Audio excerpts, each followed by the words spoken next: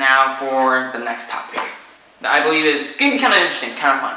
And it's my top 10 wide receivers. Now, these wide receivers are the ones that just came to my head going through every single team. I probably could have added a few more, like Tyler Lockett, Brandon Cooks, Robert Woods, Juju Smith-Schuster. I could have probably added him. Stephon Diggs. I could have added different players. That's 5 right there. I probably could have added them. But these are just the top 10 that came to my head. So I got Tyreek Hill, DeAndre Hopkins, Keenan Allen, Antonio Brown, Odell Beckham Jr., AJ Green. I got Michael Thomas, Adam Thielen, Julio Jones, Mike Evans, who I believe are overall, probably consensus agreed, top 10 wide receivers.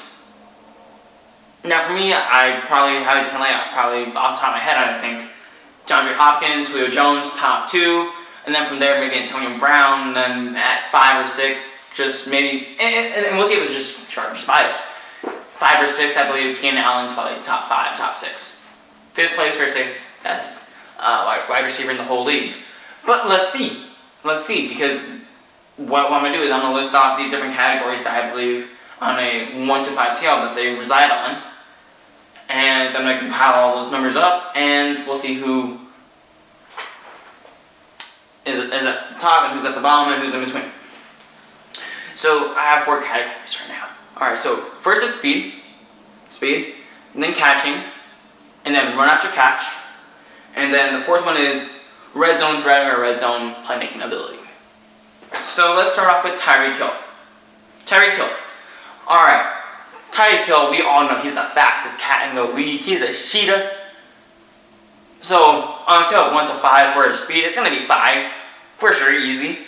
Now for catching, I have him at 3. You don't really see him making these jump up catches over defenders. You don't really see that too much. You see a lot more of going long distance and beating defenders out and just catching it. Which is still great, but I'm going to give him a 3 in that. At 3. Now for run after catch, you don't really see him, and yes, you can point out to his punt returns, for sure.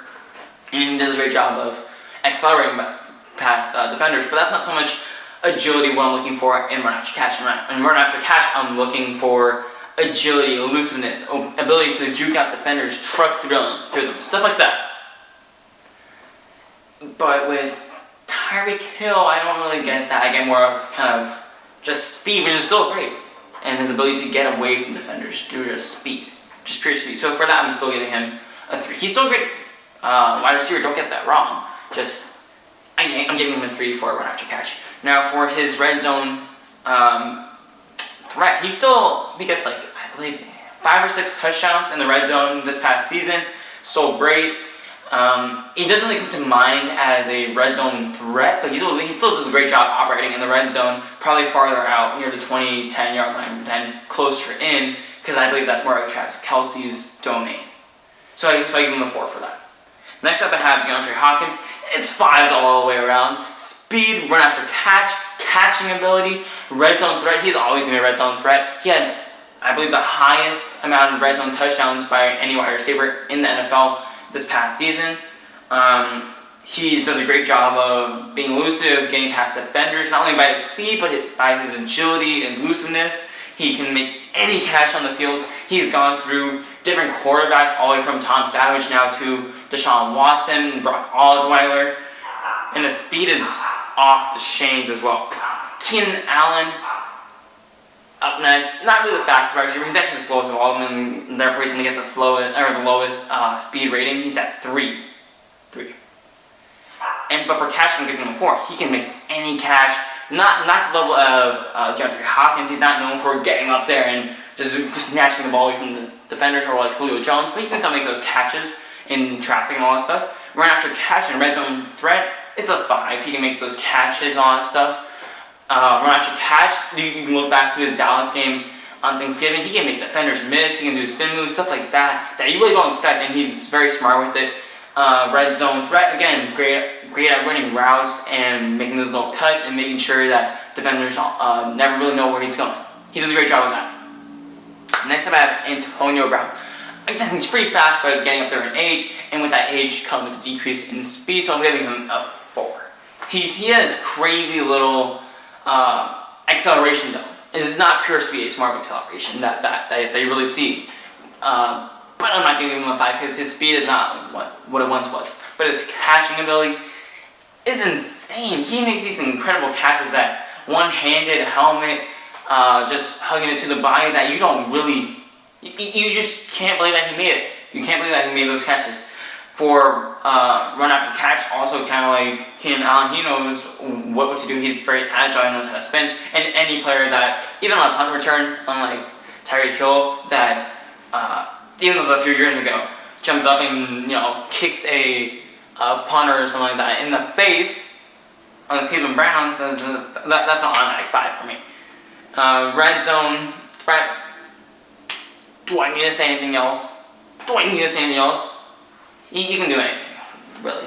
And it's just that I wouldn't give it a speed of 5, I would give it a 4. That's really the only thing. And his celebration, of course, that's not a category that I give, but it's a 5. Pretty easily, 5. Odell Beckham Jr. is up next.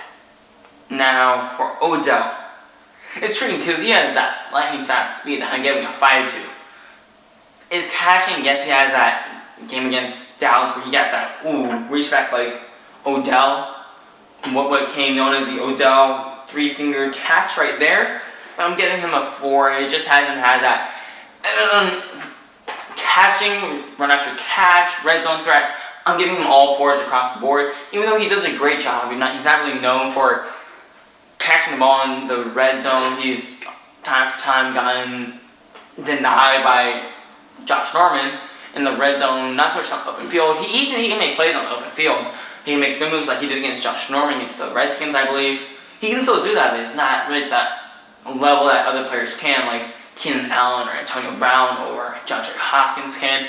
And also, when you look back into the playoffs against, I believe, the Green Bay Packers, I gotta give the catching a 4, not a 5, because I didn't really see that catching on display against the Packers when it mattered most in the playoffs. Yes, you can call it the boat incident, but you gotta make those plays. Next is AJ Green. Now, he's been under the radar mainly because the Bengals suck, and they very well could go probably 0-16 this year. They probably win one game just out of the blue because maybe they probably could, but they have Hugh Jackson there. Not really the greatest reputation to follow for winning, but he's not really the fastest wide receiver. He's actually fairly on the slower side, but his size allows him to make incredible plays. So that's why I'm giving his speed a 4, catching a 5, and his run after catch a 4, and then his red zone threat and ability to perform in the red zone a 5. So 4, 5, 4, 5. Of course, you can disagree with everything and some things or nothing that I'm saying. It's just my opinion, and I'm just going off what I see, what I believe. Alright, so next I have Michael Thomas. Now, Michael Thomas is very interesting. He's very similar, in my opinion, to AJ Green in these areas. Again, speed 4, catching 5, run after catch 4, and red zone threat 5. He, again, can, like AJ Green, can just moss people, just get up there, catch, snatch the ball away. He can turn up the jet. Again, not really known for his elusiveness in the open field. Red zone, he's incredible, he can do a lot of stuff. Not really lightning quick speed, but he can accelerate around the afterburners in the open field and start getting after there. Again, I'm not giving him those high ratings for speed and run after catch because he's not really known for that. Next up is Adam Thielen. Now, Adam Thielen, I kind of found very tricky here because he does a lot of good things and a lot of things that are like, do I give him a higher grade for this, or do I just keep him there, or do I give him a lower grade for this? For Adam Thielen speed, I'm giving him a 4. For catching, I'm giving him a 5. Easily a 5. He has an ability to make crazy catches, whether it's just catching over someone, which I find surprising because he doesn't really give off that vibe. And he's able to make these tight catches in tight windows. No, and then for run after catch, this is where I had to trying to figure out his run after catch. He doesn't really run after catch too much. He actually catches it and gets down immediately. He's a possession wide receiver. He makes sure he has the ball, and only if it's open field then he'll take off and run. So you don't really see him making moves and breaking tackles in the open field. You see him more of catching the ball and getting down immediately. Which I'm not sure if that's gonna place him higher on a run after catch scale, or probably a bit lower. So I have him at 3 because, in my opinion, run after catch, you gotta actually run after the catch. So that's why I give him a 3 for run after catch. But for red zone threat, I give him a 5 pretty easily. Julio Jones is 5s all the way around. 5 speed, he's pretty crazy. 5 catching, Super Bowl against New England, he made incredible catch. You see that one sideline? Oh my goodness, I have no idea how he made that. He is insane at catching the football. Run after catch, he has the size for doing that. He's able to break tackles pretty nicely, pretty easily, red zone threat. Even though he's not really known for getting those touchdowns, he hasn't had a touchdown. I believe last season it was like up until week 7 or week 8 that he got like a touchdown or something like that. And he's not really targeted that much in the red zone, but that's because he's getting triple covered and everyone's pinpointing him, which I was better into for other players. But I believe that his red zone threat, which what I'm talking about, is more of a 5. So that's 5s all around for Julio Jones. And then for Mike Evans on the last player to go over, speed is a 4. Again, not really breakaway speed or anything like that. Catching is a 5. Oh my goodness, you saw that game against the Atlanta Falcons color rush. I don't think it was last year. I think it was 2 years ago. He made that one-handed catch on the sideline. He conked it all the way back. He reeled it back in while getting hit in the head. Had to be reviewed for a concussion later on, but still maintained the hold. Still was able to hold on to the ball. Say no more. He's up there. Catching ability, unbelievable. Now for run after catch, again, not really known for getting out there in the open field. I'm giving him a 4. Red zone threat, again, just like catching, I'm giving him a 5. It's 4 or 5, 4 or 5. Now, interesting thing is, I asked my sister to compile to add all these numbers up for each player and to list them all in greatest to least order. I haven't looked at the list, so hopefully she got it right, and hopefully she, actually did what I told her to do. But let's see.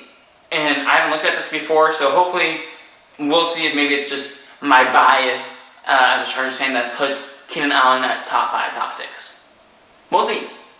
But I know for sure that DeAndre Hopkins and Julio Jones are going to be top 1, top 2. So let's look at it. Let's see. Alright, so I was right. Tied 1 and 2, DeAndre Hopkins, Julio Jones. Now who would I put over the other? This is really where the debate gets to. I believe that I would get... this is tough. This is on the spot.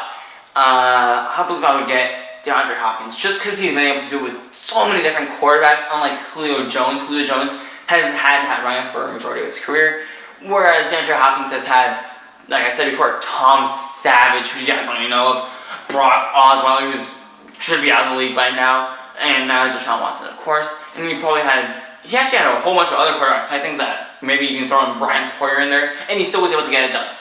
Alright, now third on the list, there is Antonio Brown at 19 total points. Again, I don't disagree with this, at third. And then it's AJ Green, Michael Thomas, and Mike Evans, all tied at 18. So for 4, 5, 6. Now where would I put these guys? I would put Michael Thomas at 4, Mike Evans at 5, and AJ Green at 6.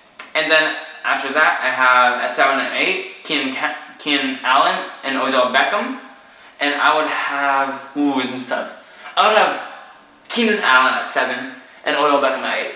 Just because I know I can trust Keenan Allen just a bit more, especially when it matters the most. And he's always able to fight through injury, and he's pretty good at running routes and keeping himself contained. Alright, and then at 9, I have Adam Thielen at 17. Again, great player. And then at 10, I have Tyreek Hill. So that's really good. It's pretty interesting. So it is maybe just a bit of Chargers bias that puts Keenan Allen all the way in the top 6. He ends up being what looks like top 7 or top 8, depending on what you prefer. But yeah, I mean, you're free to disagree with me all you want, but this is just my list and my opinion. This is the G-Truth, so this is my truth.